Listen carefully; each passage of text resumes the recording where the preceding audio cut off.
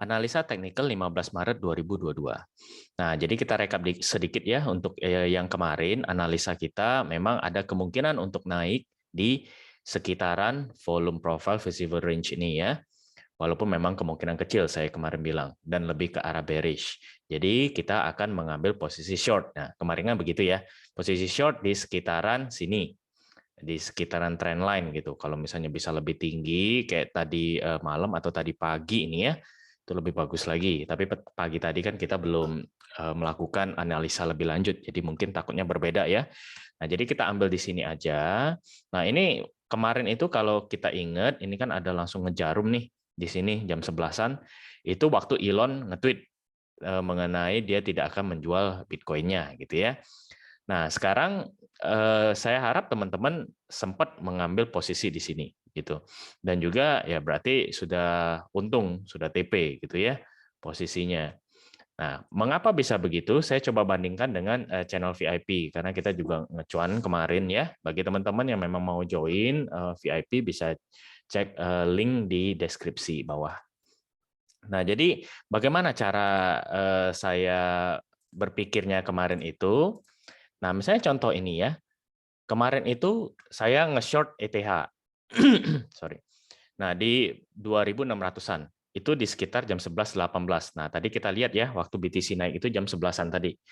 Nah, ini patokannya apa? Patokannya kan udah saya bilang kemarin ada resisten trendline itu tadi ya. Nah, jadi kalau misalnya sudah dekat resisten situ atau malah sudah tembus, risk reward kita sudah menarik sebenarnya.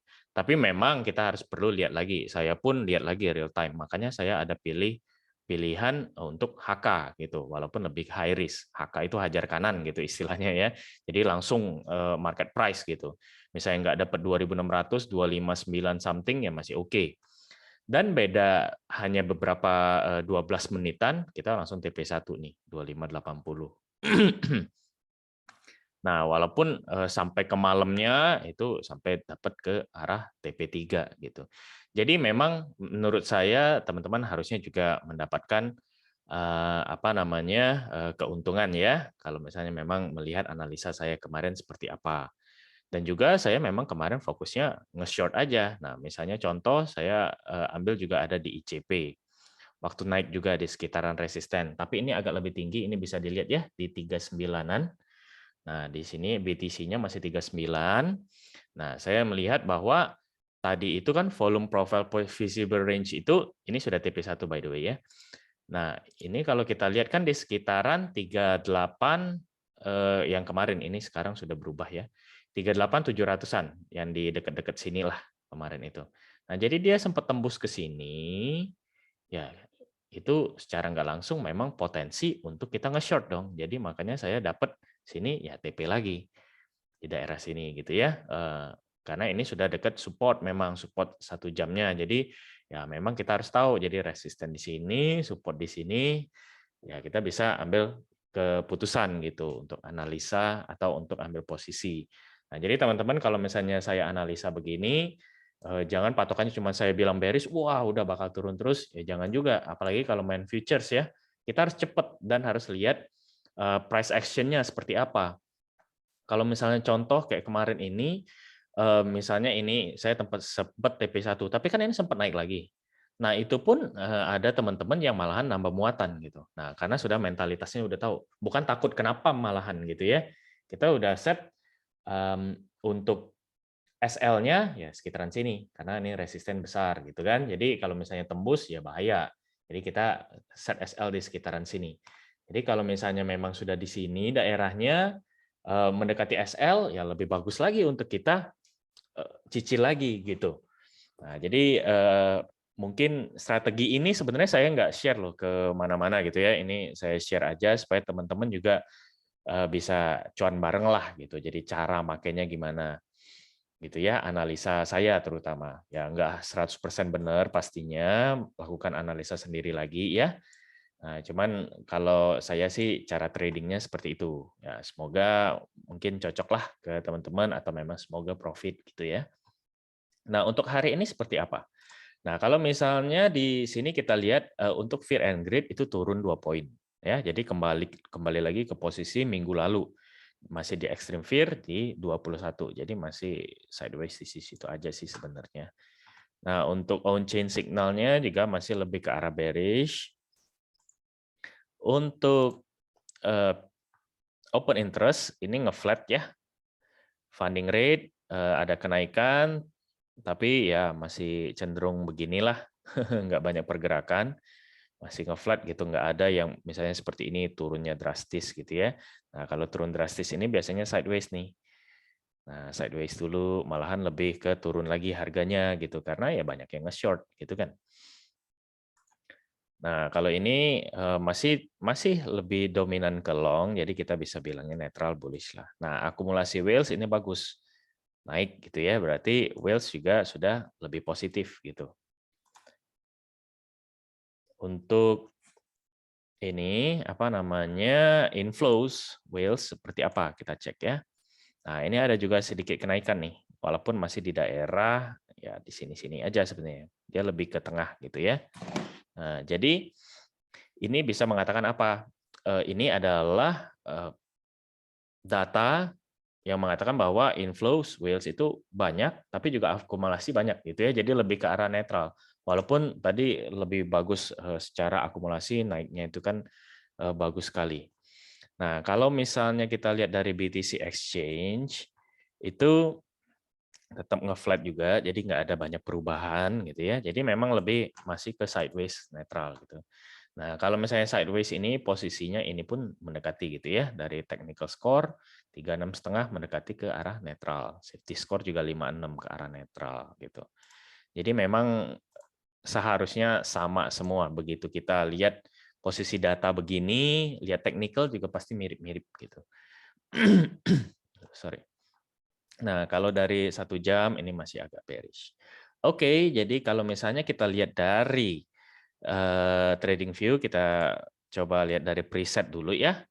1 harinya ini lebih ke sell, 4 jam juga masih ke sell, 1 jam belum ada perubahan, 15 menit juga begitu. Ya, berarti memang masih ke arah bearish. Nah, bearish. Kalau bearish ya tentu berarti posisinya lebih ke arah short lagi gitu ya. Nah, sekarang shortnya di daerah mana? Nah, itu masalahnya. Kalau misalnya memang mau nge-short posisinya, kita ambil daily ya. Kalau volume profile ini lebih cocoknya ke daily. Nah, jadi dia lebih pas gitu. Dia melihat volume yang memang paling besar itu di sekitar mana. Kalau ini di sekitaran, ini udah naik nih. Di sekitaran 39.200-an.